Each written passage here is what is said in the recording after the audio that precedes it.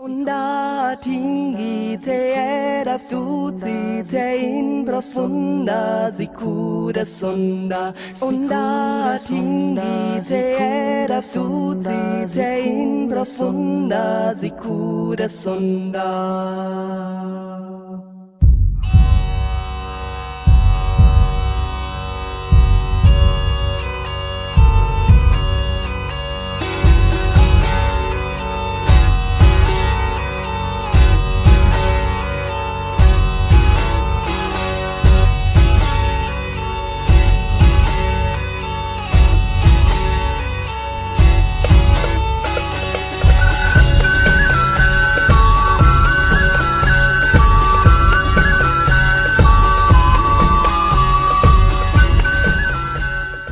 G'day, Tragic here, and we're on turn 3 of the poison pill.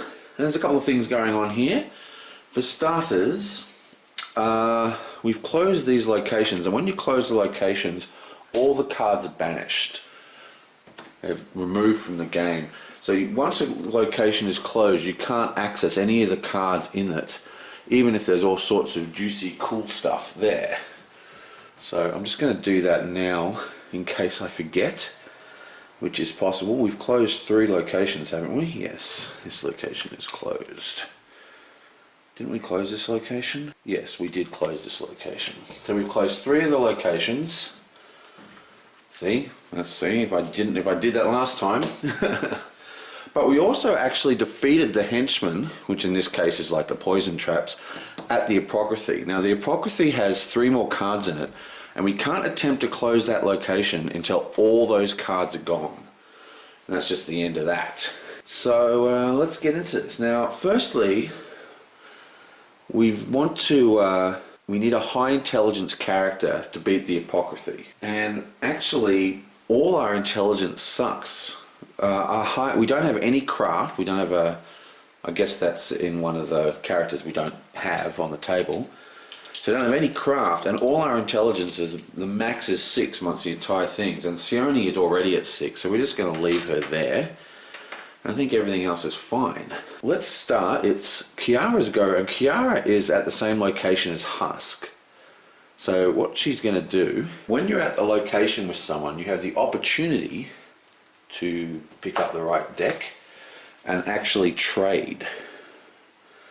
So that's half plate. She's got a cure, she's got an inflict, and she's got chainmail. So she's got two cards for defense here. So what we can do, we can look at Harsk, and Harsk doesn't really have that. So she's going to give the chainmail, which proficient with heavy armors. Is he proficient with heavy armors? He's proficient with light armors. Chainmail and half plate is also a heavy armor. Well, actually, she's not going to give him anything. He can just be stuffed. Let's flip down the turn counter. Blessing of Torag, that's a non-combat strength test. Okay, so she's going to come down here to AMIRI, and she's not going to do an encounter. Instead of doing her encounter, she's going to do a heal. Now, the reason why we're doing this is we don't really want to, we're not in a rush anymore. We pretty much know what's going on.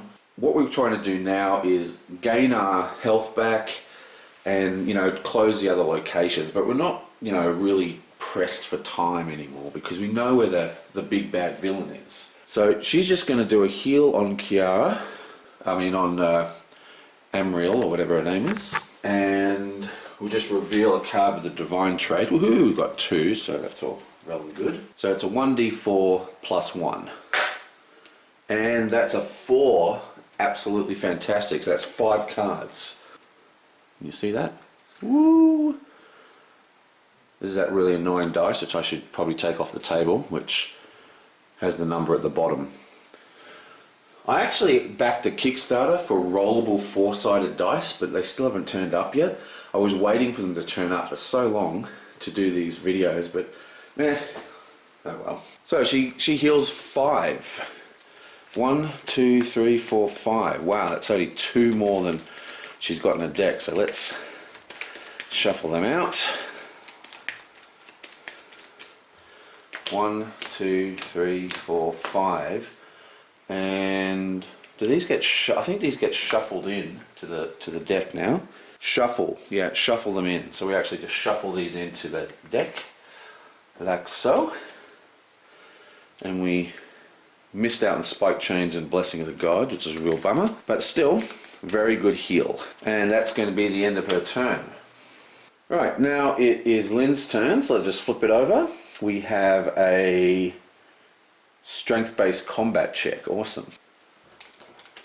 1, 2, 3, 4, 5. I forgot to draw her extra card. I keep forgetting to draw the hand back up. Okay, so Lynn's down here, and again, we don't need to explore the town hall because that's where Pillbug is. We know what's going on there. So she's going to transfer to another location. Now, I think she is going to go, yoink, up to the city gate. And then she's going to have an encounter. Ooh, and it's a Watchman. Perfect. Oops, I forgot to read out the new locations. We haven't actually been to these locations in this game. So this is the city gate. Alert and capable guards hold their posts, questioning visitors and checking cargo at this fortified entry into the community. Between the guards stand strong gates and a sturdy portcullis. The wood and steel of these solid barriers showing scratches and scores acquired by defending against unwelcome strangers, would-be invaders, and worse. Okay, so this is a really horrible location. It's got some items and allies in it and some weapons, but 2 monsters and a barrier. But look at this. If you fail a combat check, shuffle a random monster from the box into the location. So they just keep coming, And when closing, summon and defeat a bandit henchman. Okay, so this is the Watchman, and remember, we are playing the poison pill, so we have add 2 to your checks to acquire allies. So we're already at 2, even before we check our stats. Now, he needs weapon perception, charisma, diplomacy. She has a charisma of 8, which gives her an 8-sided die, and we only need a 6, so we need so it's a 50-50 pretty much. We need a 4. I'm not going to spend a blessing on this one, even though it can get us an explore. 5, 6, 7, boom, into my hand, baby. Oh, and I forgot to reveal her crow because I'm an idiot. And now we're going to discard that Watchman straight away to do an explore. And out comes the next card, yoink. Ooh, longsword +1. Strength melee 9 check. Now, unfortunately, Blessing of Gorum actually says +2 dice to strength-based combat check. This is not a combat check. Okay, so this is our first really high-class weapon. This and the battle axe we missed are probably among the best weapons for the early stage, so I really want this. Fortunately, her melee absolutely sucks. She gets a D4. Okay? If she reveals a card, she gets another D4. That gives her 8, so she's still not there. And even if we give her another D4, we're only got it's basically rolling a D12, which means, you know, less than a 50% chance, and that's going to cost us a blessing to do that. So you get that other D4 by revealing the, you know, her crow. What about lightning? Is this any good? This is an arcane. For your combat check, discard this card to roll your arcane die plus 2d4 with electricity trait. Okay, scratch all that, because the lightning card is actually for combat only, so forget about all that. I'm just being an idiot. So she gets 1 for her natural strength, she gets 1 for revealing the crow, and Sajan's going to reveal a blessing, or discard a blessing.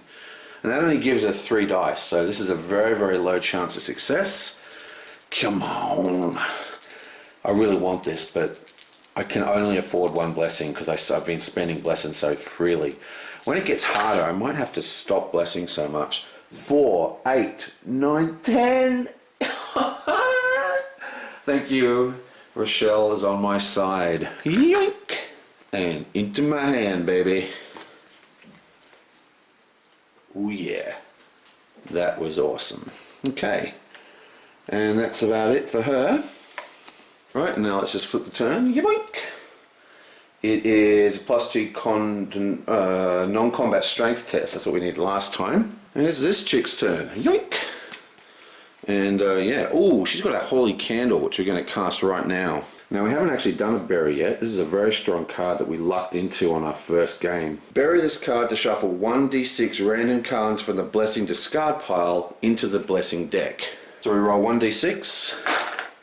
Oh yeah. Okay, we've got a bit of luck at the moment. So we get to roll, put all 6 of them. Yeah, we're shuffling it into the blessing deck. Okay, so just shuffle that up. Oh, it goes into here, doesn't it? So that's basically 6. That's an entire round. So technically we're actually on the... oops, I've shuffled them all back in my excitement. So 1, 2, 3, 4, 5, 6, 7, 8, 7, 8. And we take 1, 2, 3, 4, 5, 6. No, wait, 7, 8, 9, 10, 11, 12. That's where we're up to. We did 2 more for this turn. 1, 2. And now, shuffle 6 out. 1, 2, 3, 4, 5, 6. Okay. I know what I'm doing. Yeah, I know what I'm doing, totally. I'm absolutely a pro. And try this at home, you might fall over and hurt your head. I can't even shuffle around the camera properly because there's so few cards in this tiny deck. Whatever. Okay, so candle's done. Now the important thing is that this card is actually buried, which means it's going to go like that. It's out of the game for the rest of this round, but it's not out of the game, so to speak. Okay, so she is over here. And she's gonna grab the card. Yoink! It's a mercenary. And he's a nasty, look at that, a 10 check. Okay, so there's no modifier to increase the difficulty, so it's just a combat 10 check. She's only got 2 cards, so she's gonna use the 8, the mace. Mace. Now her strength of melee is a D12. +2. The mace gives her a D8. Now the mace is actually a pretty good card. D8's a good addition, especially at our level. So we're not going to discard. If we discard, we get an extra 1d4. So we're not going to do that. Instead we're going to have Harsk recharge a card. And he's going to recharge one of his short bows. Bam. To add a d4, and that should be plenty, I hope, to kill this guy. We only need a 10. Boom. 7, 4, 2, and 4. Wow, so that is massive amounts. So we'll kill him with a 15. Boom. Easily done. Now this is revealed. It goes back into her hand, and then she's going to discard the standard bearer to explore again. Up comes another one. Yoink! Token of Remembrance. What is this? Object, Magic Arcane Divine. Intelligence Arcane Wisdom Divine. Bury this card to recharge a spell from your discard pile. You must have a skill matching the spell's trait. Interesting. That could come very massively in handy. We want to get this. We only need a 5, but she doesn't have any arcane, any magical kind of skills, but she does have wisdom, which is a d6. This is going to be a hard roll. We're not going to boost it with a blessing, even though I'd like to. So we need a 5 or a 6. 3, that's a failure. And she's done. Yoink. She's got one card left. She's over here at the lighthouse. So she gets another 4 cards. 1, 2, 3, 4. Ooh, shit. 3 cards. She's only got a hand side of 4, doesn't she? 1, 2, 3, 4. Yep. And that's that. Okay, let's flip it on down. And this time we're doing Sajan. It's another blessing of Torag. Sajan is also where Pillbug is, so he's going to move. And he's going to come down to the guard tower, because he's a bit of a beast. Let's try it out. Now the guard tower is really nasty. It's got this ability, at the start of your turn, summon and encounter a bandit henchman. Right, I also forgot to read out the guard tower one, so let's just do it now.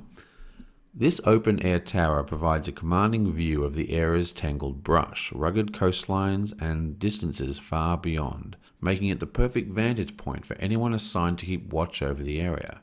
Traces of circling footprints can be read in the dirt-caked floor, as well as the nicks and scratches of weapons, perhaps from the weapons of those who didn't wish to be seen.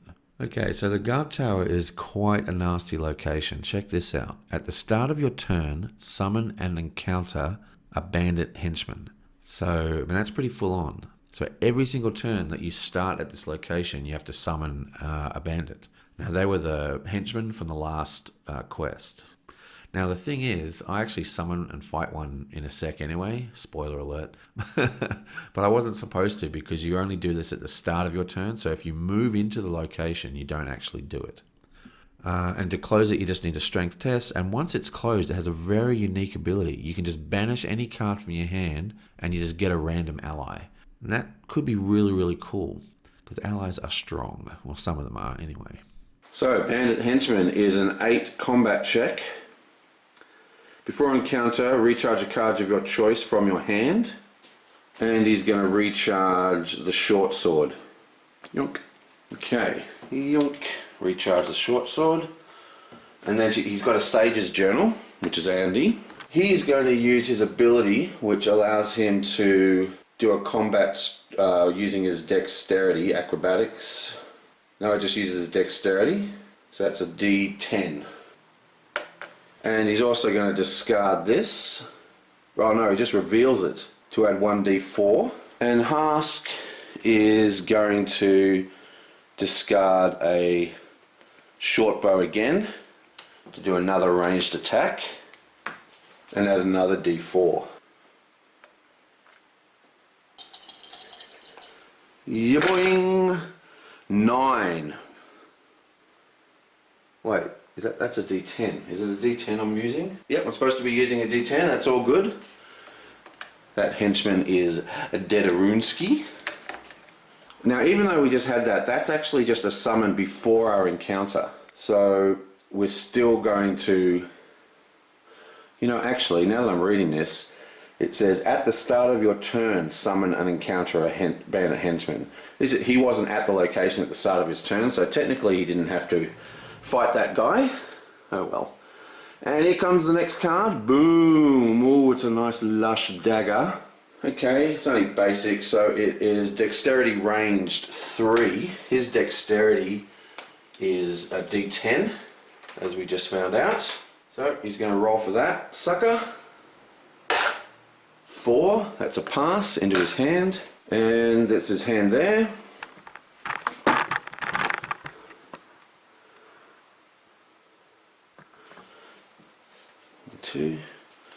One, two, and he gets a total of 4 cards. I wonder if you can discard cards at will. I should probably look that up.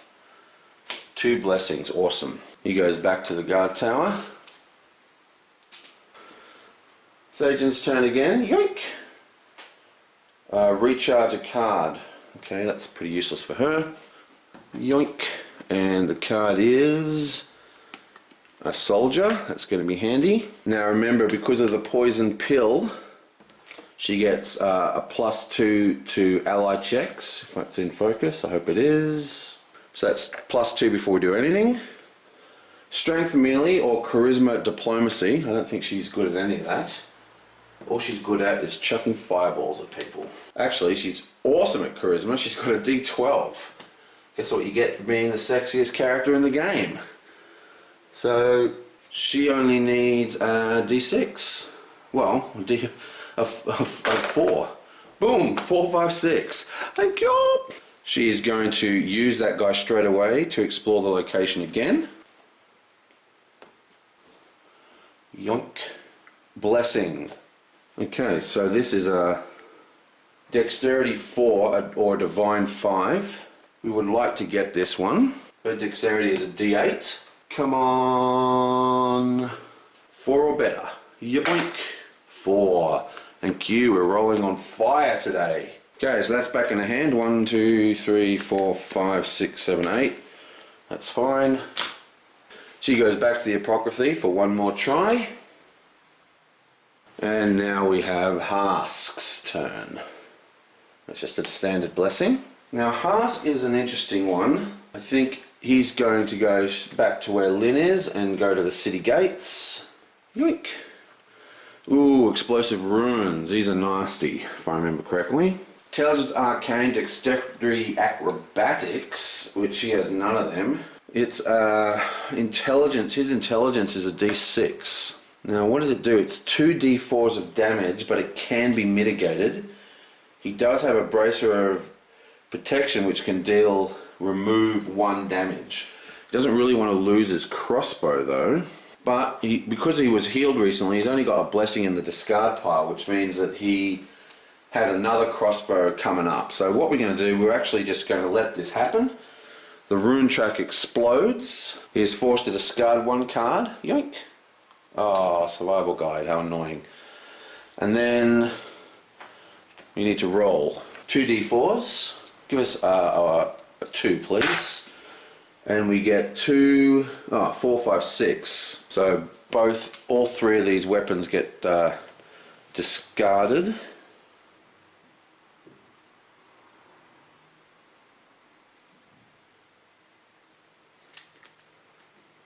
Bam. And now it draws back up to 5. 1, 2, 3, 4, 5. Awesome, lots of blessings. Okay, and that's the end of that turn. Maybe I should start doing 2 turns per video because they're starting to get a lot quicker without reading all the card details every time.